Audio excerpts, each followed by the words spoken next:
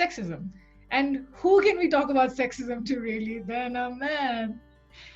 Um, Meet Rohit Kulkarni. He works for Frost and Sullivan.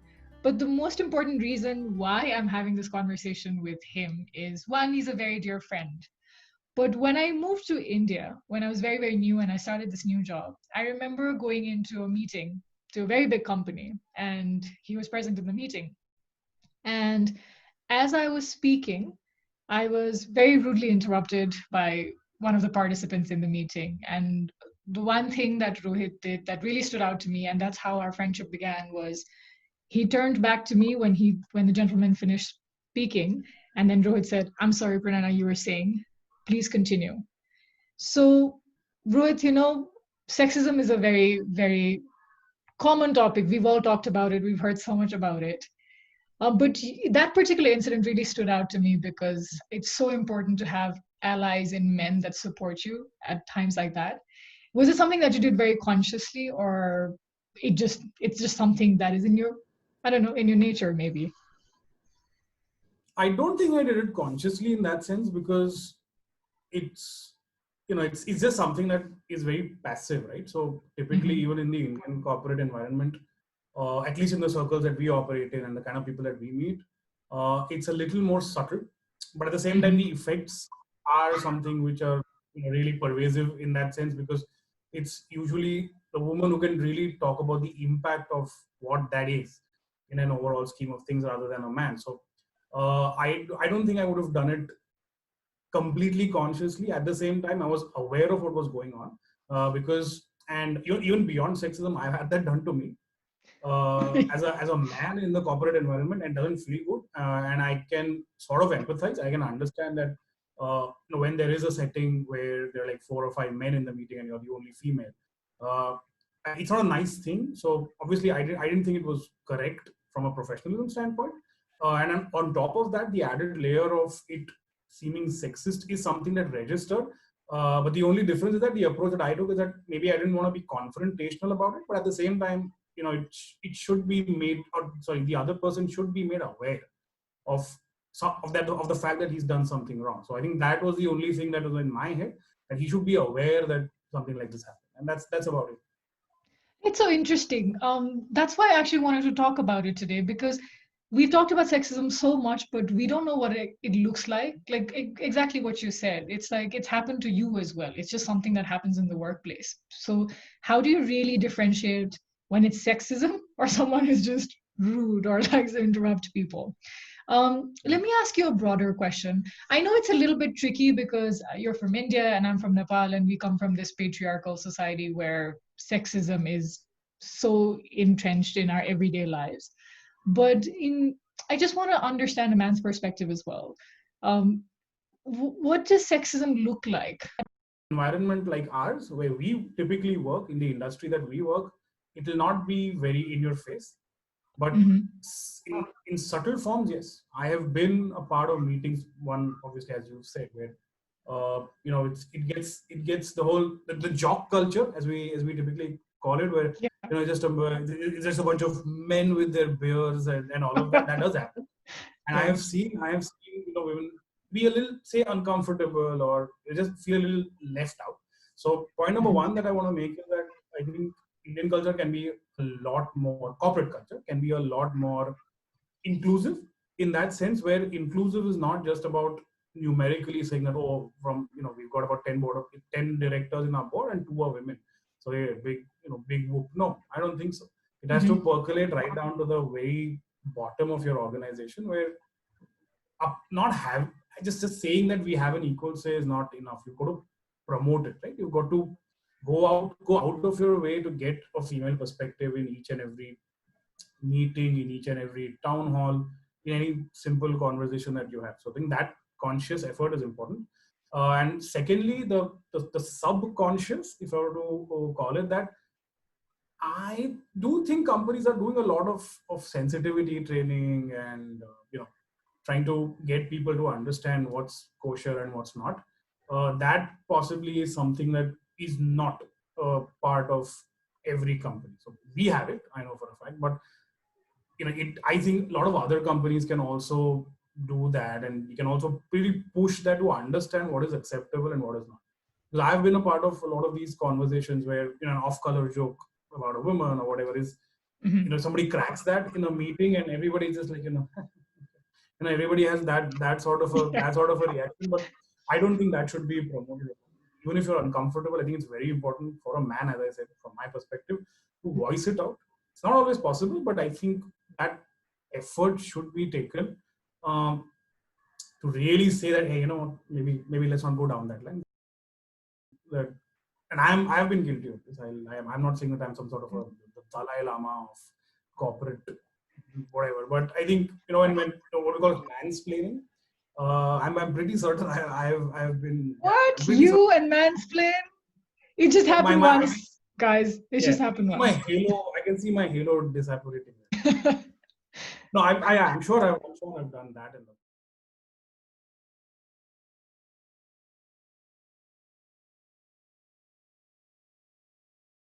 But yeah, just to the top 2 or 3 points, right, that you were talking Yeah, about. because I want there to be a takeaway from this video, right? Like, Yeah. as if there are men listening to this, or even us raising women, raising men, or just talking to them, brothers, friends, that we can help them.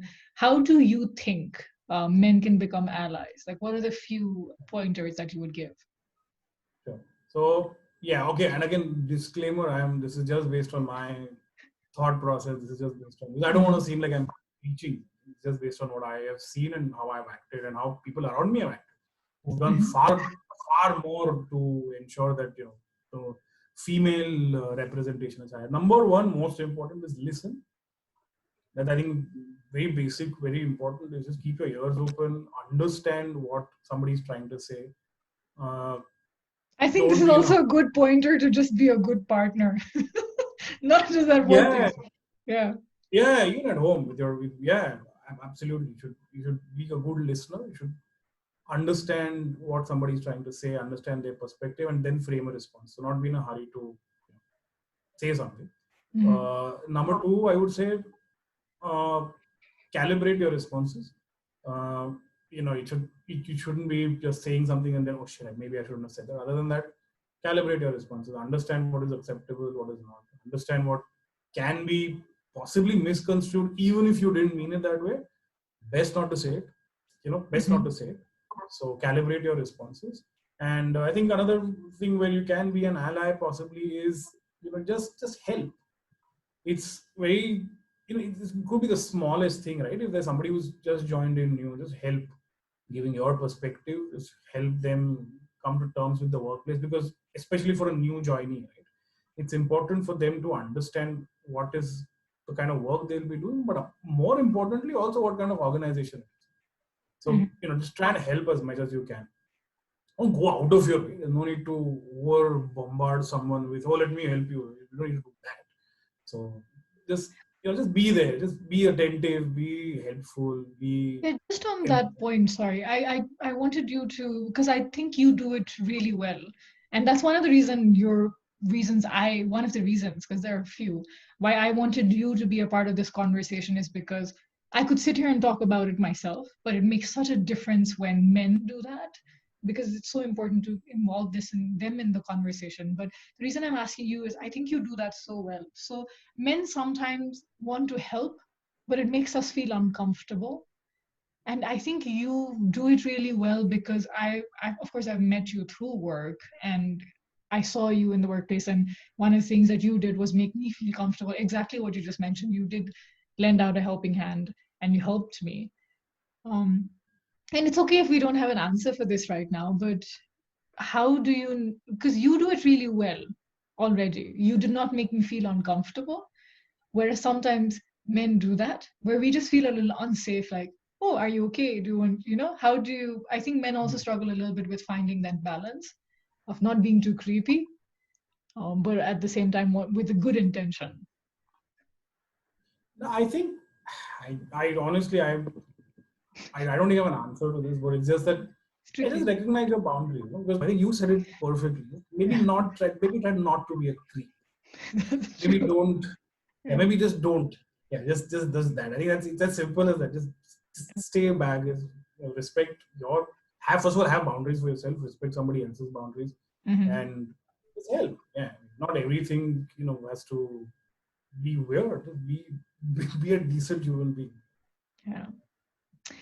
Thank you so much for having this chat with me. One thing that I really want, I think you do really well, and you've sort of mentioned that as well. It's just awareness. Be more aware. What something that you do as well is you talked a lot to a lot of women in the office, and got our perspective, like you said. Like you can be a great listener, but asking the right questions is also so important, and just getting our perspective. And I love the point that you made about boundaries, because it's so true. Like there are body cues that we give out sometimes. Like when someone is being creepy, Hmm. you automatically start touching your Yeah, shoulders, yeah, touching your arms a little bit more, or do that, and then you yeah. back Body off a language. little bit. Yeah. Yeah, This is also an indicator, right? If somebody's crossing their arm, it basically means they're a little guarded. yeah, absolutely. And women, we actually have a lot of telltale when it comes to us feeling uncomfortable. So yeah, like how do you recognize boundaries? Because sometimes people have different set of boundaries. For women, we have a bigger range of boundary because of what we go through. And I love that point about respecting boundaries. So just be more aware, have more conversations like these. And thank you so Yeah, much you for should give your joining. perspective. This is more to do with you, man. You should be the one telling people your idea of what they should respect. You should be telling this to me. Why you asking me? Go on, No, because give us I your. am. The thing is, like you said, awareness is all this content exists everywhere. Like women have been harping about it over and over again. All you see is I've like even this discussion. Someone was like, "Why don't you get a gender equality specialist?" Like I could have had that conversation, but I want people to understand what does it look like on an everyday basis. You are not an expert, and I am not an expert. It's not something I studied, but it's something we live every day. So how can you become an ally? It's not like you studied gender equality in school, or studied. There's Barely get past geography, so studying anything else was a little. so that's why I think it's so much more important to have the conversation. What does it look like every day, and how can we become allies? So I love this conversation. I hope there are some pointers that we've been able to give out. Thank you so much. It's Monday Thank you. fun day. Yeah, and thank you so much. It's a good conversation.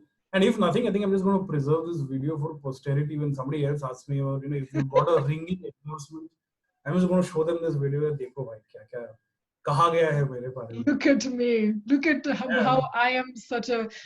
But you should feel proud about it. You should definitely feel proud about it, because you made me feel safe at the workplace, and it is rare. But I'm so grateful that it did happen. So thank you so much, guys. Have a wonderful week.